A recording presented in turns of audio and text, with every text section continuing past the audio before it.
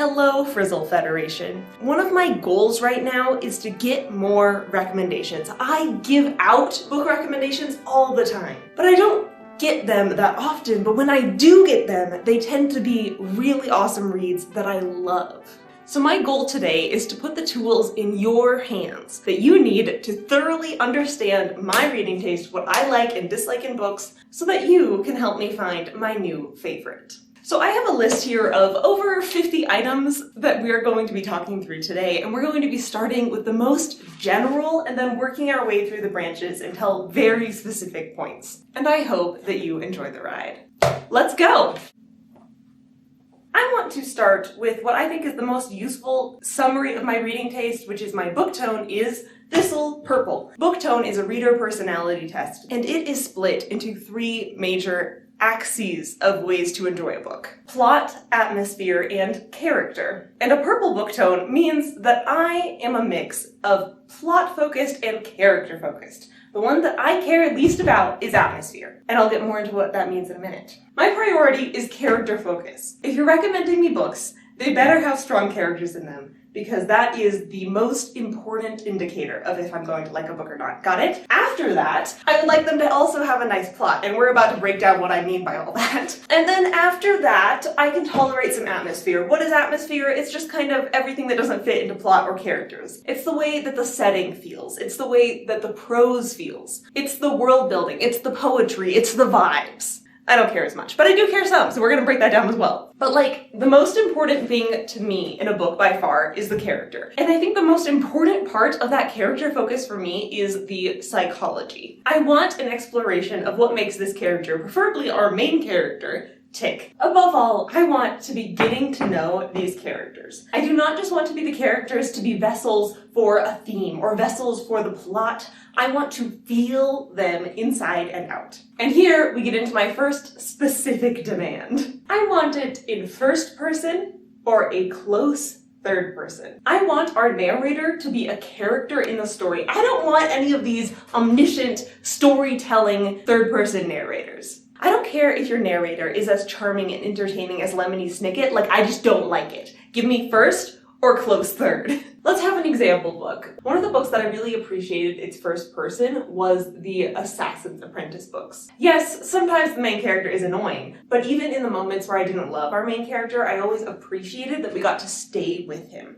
Next, I love it when the plot is highly structured. I want to feel a distinct beginning, middle, and end. I want the pacing to be somewhat uniform, about the same through the whole book. A book that I really love and admire for this is Skyward by Brandon Sanderson. Now, if you look into reviews for Skyward, there are lots of people complaining that the book is too predictable. Is this because it has no plot twists, no red herrings, no mysteries? No, it actually has plenty of all of those. So why does this book feel predictable even when it's doing unpredictable things? It is because it is highly structured. You have very distinct beats and moments. You can point exactly to the beginning, to the middle, and to the end that could fit into a hero's journey very well. Which leads me to my next point about the plot, which is I want it to be tight. I hate books that when you look back at a lot of points of the book, you go, why was that even in there? Where did that plot line go? What was the point of this scene? Like, I want all of the pieces of the book in the end to fit together like a puzzle piece. And this doesn't mean that we can never have a plotline that looks like it's leading one way and then plot twist leads a different way. I want books that are exactly the length they need to be and no longer.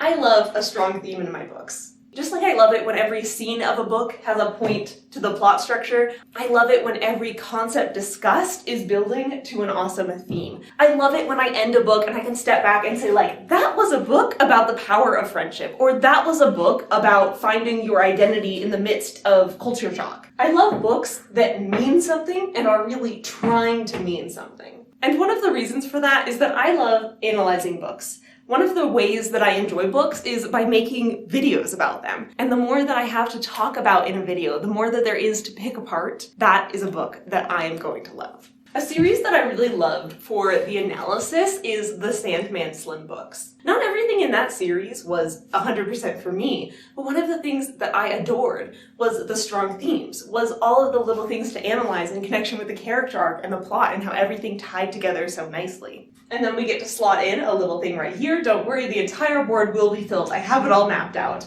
As you can tell, I kind of like structure to my things. I love a fantastic character arc. When you can look at the character at the beginning of the story and at the end of the story and see their growth and feel it every step along the way, that is what I'm craving and what I love. And that is really the core of character focus for me. I mean all of it, right? Now let's talk about the other side of character focus, which is the relationships of it all. I love books with friendships. Like one of my favorite series, The Raven Boys by Maggie Stiefvater, the friendships in those books are just like so delicious. There are people really getting to know each other and relying on each other and having like a very beautiful bond that is platonic, and I love that. Give me strong friends in books, great. And I also very much love romances. But we must do a little caveat with that, because like, I don't really like spice. Let me put it this way. If we rated all of the romance books on a chili pepper scale, where 1 chili pepper is just like some hot kisses, and 5 chili peppers is like, this book is erotica, I'm like a 1 chili pepper kind of gal, 2 max, depending on how it's done in the book. So like, yes, I want romance recommendations, but please keep in mind that I'm a delicate baby soul and I can't handle that much of it. As you see, red is our color for dislikes. It's gonna show up more on this board as we go. And like, I love kindness, like just so much of it in books. Give me kind friendships. Give me people who care about each other. They don't have to be perfect. The relationship doesn't always have to be sunshine and rainbows. But like, I just love reading about happy, kind people and things.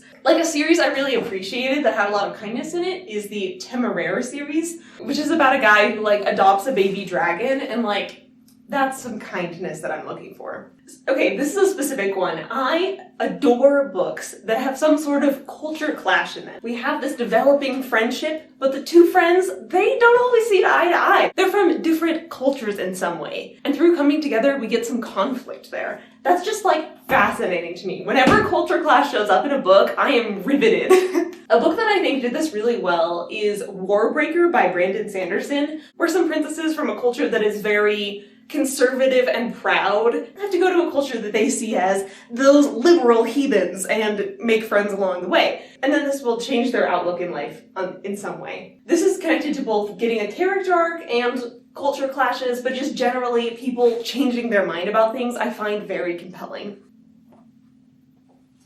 Moving back over here to the plot side of the board, I don't just love it when books are tight and everything ends up being important. I also like it when along the way I can feel those motivations of the book. Like, I don't just want to be able to look back and say like, oh yeah, I guess everything fit. Like, I also want that feeling as we're going. I want to feel like the book is motivated and going somewhere. It can change directions if it wants, but like, I want to feel like the book is following some sort of directions. I don't want it to feel lost along the way. A book that comes to mind when I think about books that feel highly motivated is like the Scorpio races. Like, you don't always know where every scene is going, but every scene feels like it's going somewhere. Like, I never want the book to feel overly meandering. And one thing there is I love it when a book has a fast start. When it begins, and by like 50 pages in, I know where this book is going, or at least I have a pretty good idea of where the book is going. The book doesn't have to maintain a breakneck pace for the entirety of it, so if it doesn't have a fast beginning, I'm not going to make it past the beginning. Or even I would settle for medium paced. I'm not going to make it that far, because I love books that just get to the point and I can know what I'm in for. The more things I put on this board, the more I'm feeling like I'm just making demands that are all kind of centered around the same general demand of structure. That's my taste in books. And another thing here is science, but please pay attention, this is under motivation,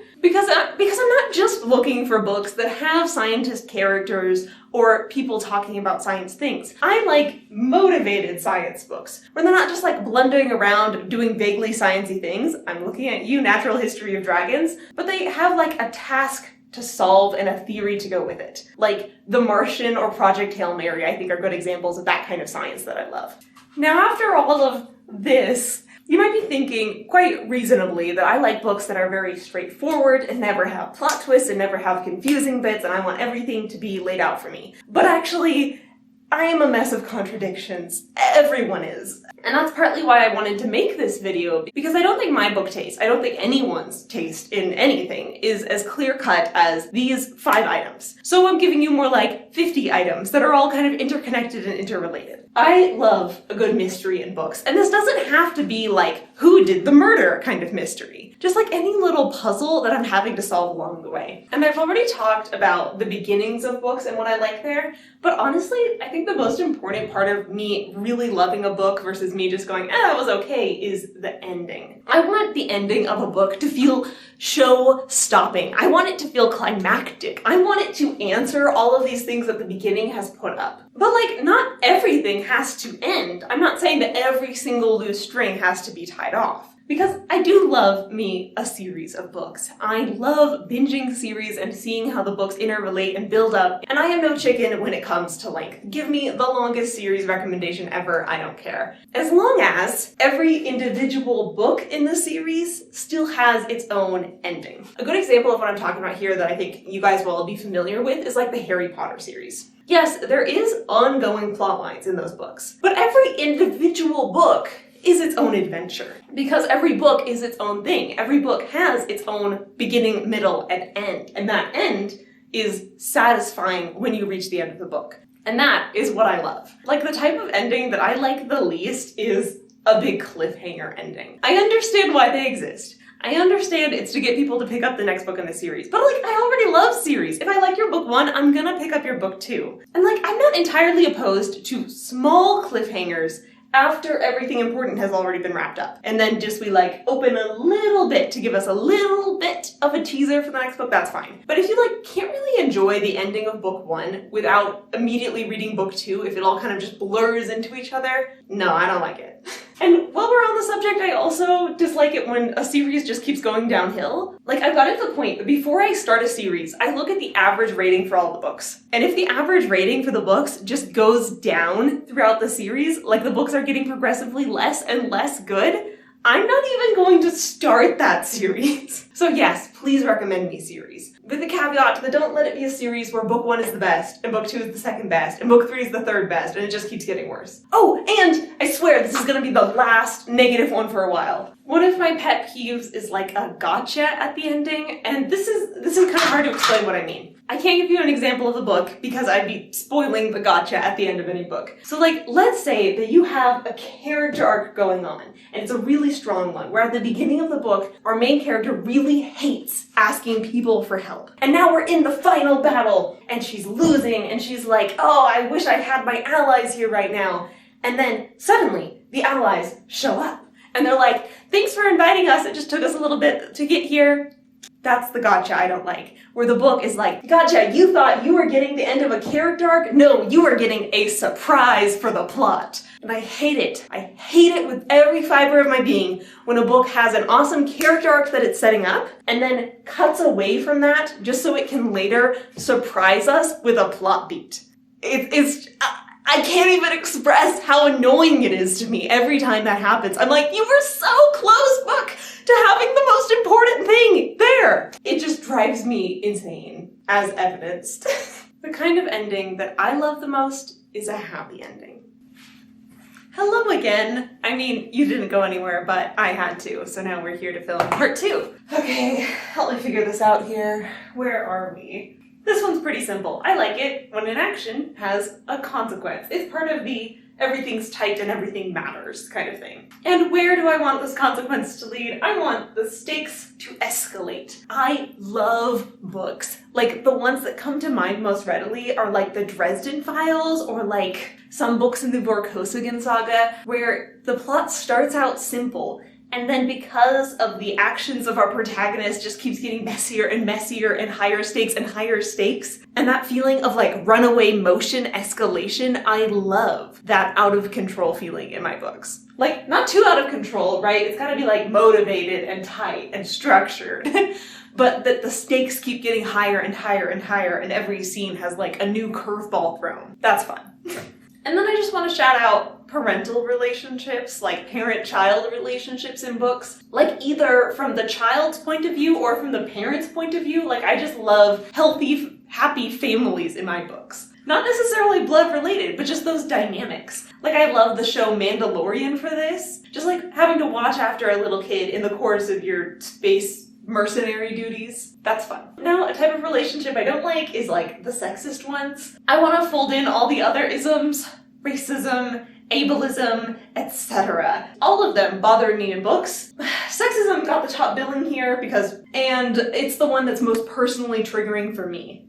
Okay, now it's finally time to talk about genres.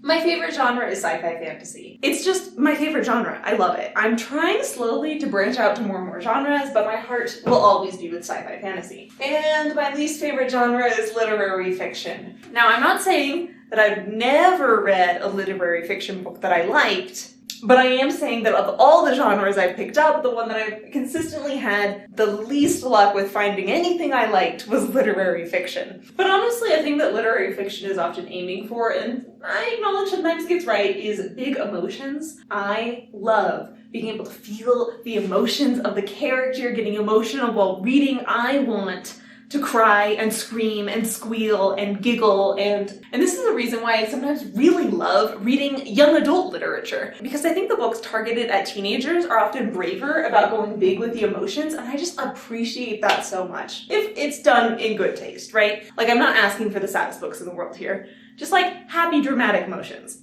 And my favorite of all the sci-fi fantasy subgenres is urban fantasy. This is when we have like a modern world, but then there's a little bit of magic sprinkled in, like a modern world but with vampires, or our regular world but with fae. You know the vibes. And I think at least part of my love of the genre of urban fantasy is connected with some of the tropes and structures that show up a lot. Like a lot of urban fantasy that I've read is very structured and tight, because it's taking a lot of its roots from like old-timey detective novels where everything is very sparse. And I think another part of my love of urban fantasy is that it has an inherent culture clash that's often about the modern normal world against the magical world, and kind of the intersections and conflicts between those. And another thing that's really common in the genre of urban fantasy is to have a protagonist that's really snarky, that's like witty and sarcastic and always has a one-liner and a quip for you. And like, I admit, that's a fine line between happily snarky, like Spider-Man, and obnoxious narrators. But I think the difference for me is that one that is obnoxious can't take anything seriously. And somewhat connected to that is that I also am not a big fan of absurdist style humor. I love some subtle wordplay in the books, but large absurdist satirical kind of humor where the joke in the end is kind of like it doesn't matter, I just don't find it that funny. Like Hitchhiker's Guide to the Galaxy or Discworld kind of vibe. You know, what do we think of this right now? I think this diagram has lost its usefulness. I mean, like, is this even understandable anymore? One second. Let me fix this a little bit for you.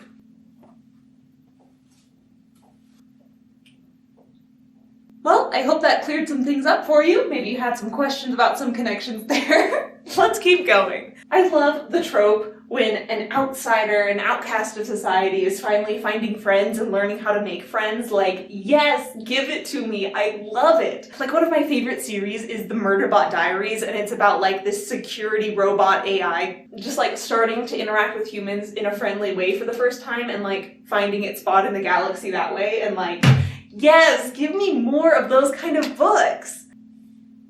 Another thing that I really like to have a good handle on about my characters is their motivations. Like, I don't just want to know that this character's goal is to go on a quest to get broccoli. I want to know why they love broccoli so much. I want every detail of their motives. Like, when a character has vague motives, doesn't have any goals or plans, like, I find it so hard to relate to those characters. And connected to that, I love it when a character has strong religious or philosophical motives. Like, I want them to have some complicated belief system that is helping drive the entire plot, because I find that fascinating. And honestly, that belief system doesn't even have to be, like, theistic. Like, an interesting, intricate philosophy that they care about is just as good. Like, just give me something in this novel that the person dearly cares about that might be irrational sometimes. I think that's fascinating. And one of the reasons is that it often leads to internal conflict. I want a character that doesn't always know what they're gonna do. That sometimes maybe their religion and their philosophy get in the way of each other. That sometimes maybe the normal, socially acceptable thing to do isn't what they feel in their heart is what they want to do. Sometimes they have two competing desires in their heart. I just want some internal conflict, please. But asterisk, there is one type of sci-fi fantasy that I don't tend to like a lot, and that is ones that are highly kind of fairy tale vibe. Now, of course, I am a mass of contradictions, and I have enjoyed books that have a fairy tale vibe in the past, but I find that fairy tale feeling as a description of fantasy often just means that the plot is not tight. That there aren't good consequences for actions, that it's just kind of hand-waviness for some things. And like, all connected in with this dislike of fairy tale type stories is just like a general dislike of irrelevant exposition. Exposition being the information that the author gives to the reader. And like, yes, give me all of the information I need. Lay it out for me, I like it. But once we start getting like pages and pages of information about something that like we are never going to use, no, thank you. Or just like over-explaining things that we could have figured out for ourselves and like ruining a little mystery puzzle that we could have had. I don't like that style of writing. Like I said, I don't want the book to be any longer than it has to be. Okay, just leave the readers in the dark, please. And all interconnected with all of that is world building priority. I'm fine with some world building. Like I said, I like the exploration of cultures and religions and motivations and science. Like, I love so many aspects of world building, but when it becomes a priority over a structured plot or a nice character, I hate it then. It just feels so dragging to me. The world building has to be in service to the plot and characters for me to care about it. I know, this is probably the strangest box on this entire whiteboard, but like, if you're gonna give me a recommendation for a series, don't always recommend me book one. I've got this ongoing project of reading series out of order on purpose, and sometimes I really enjoy that because it gives me extra mysteries and I get to skip a lot of the irrelevant exposition that's in book one. So if you have a recommendation in mind for me, but you're like, ooh, I guess book two would actually be a pretty okay starting place and it's better than book one, just like recommend me book two. Okay, thank you. Okay, another type of protagonist that I find really obnoxious is a constantly angry protagonist. Like, some anger, fine, good. If they're angry every single page of the entire book and it never lets up, that's just exhausting and not relatable to me. And I think the worst example of the overly angry protagonist is when the entire plot just turns into like their revenge quest. And then the awesome like end of the book is just like, yeah, they finally got their revenge. And I'm like, so what? This is so toxic. I hate it. Like, I'm okay if a desire for revenge begins the quest. But I don't want it to be like the triumphant ending of the quest is finally getting the revenge, you know? I want them to learn some lessons along the way and give that up. One of the tropes I really like is when in sci-fi fantasy someone gets new powers and then they get to like experiment with them and try them out. I mean, I also love books where the characters already have their powers before we even start the book. But like training scenes, experimentation scenes, as long as, you know, they become plot relevant. Or maybe someone who already had magic powers for a while but is now discovering a new facet of them. And last but not least, I love it when there is a great audiobook. One where the narrator really gets into the emotions of the characters and you can feel the performance of it. I especially love when that audiobook is available and not just exclusively on Audible, because I don't have Audible. So, in conclusion, I love a lot of things in books, and I desperately need your help to find books that I like. And I'm sure if any of your tastes align with mine, you'll be able to find great recommendations in the comments as well. So please flood the comments with books you think I'll like, and feel free to correct any spelling mistakes I made while you're down there. Thank you so much for watching, and an extra special thank you to my patrons, who get early access to my videos, bonus videos, a monthly book club, free merch, and book recommendations, the works. Subscribe for more videos on Frizzle Fridays.